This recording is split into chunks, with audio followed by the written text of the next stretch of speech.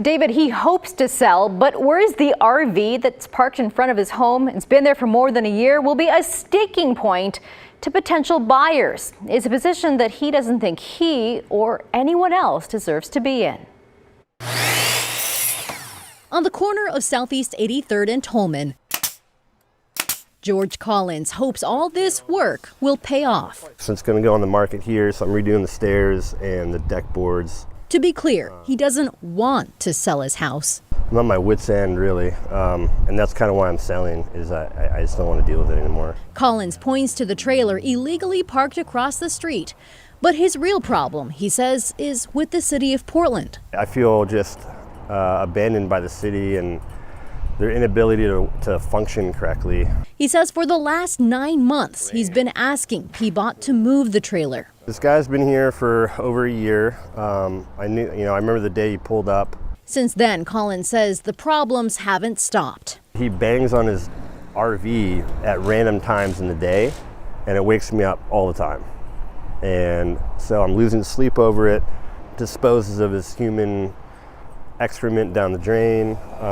When this was all real bad, there's rats I would see all the time. I've killed 3 or 4 in the last 4 or 5 months. The man living here tells us he's a veteran. As soon as I get my pension, I'm out of here. I'm not part of this, okay? So don't pigeonhole me with all these drug addicts, you know? I don't do that. Problems like this are citywide, though this part of Southeast Portland has seen quite a bit. Last month, neighbors on Southeast 83rd and Franklin complained after a line of trailers took up residence along the narrow dead-end street. We've seen so far a garbage truck and a school bus try and get through, and they just had to turn around and go back. Now, 3 weeks later, the trailers are gone. A little over a week ago, Collins says a crew with the city's impact reduction program posted this illegal campsite notice near the trailer on his street. They also helped clean up some of the mess, which they've done before. What Collins says he really wants is for PBOT to tow it. And the city sees it and is just not doing anything about it.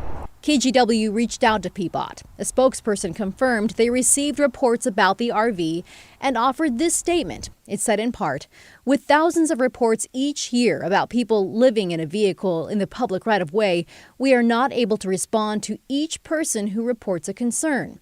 They say they prioritize the situations which raise the highest risk to public safety and livability.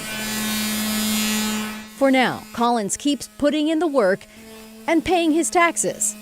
He hopes soon they'll be going into a different county's coffers. It shouldn't be this hard. Collins says a city employee told him a crew will return to his house in 2 to 3 weeks to once again assess the situation. He says he's not sure what that means, but he hopes that assessment will finally lead to action. David. Yeah.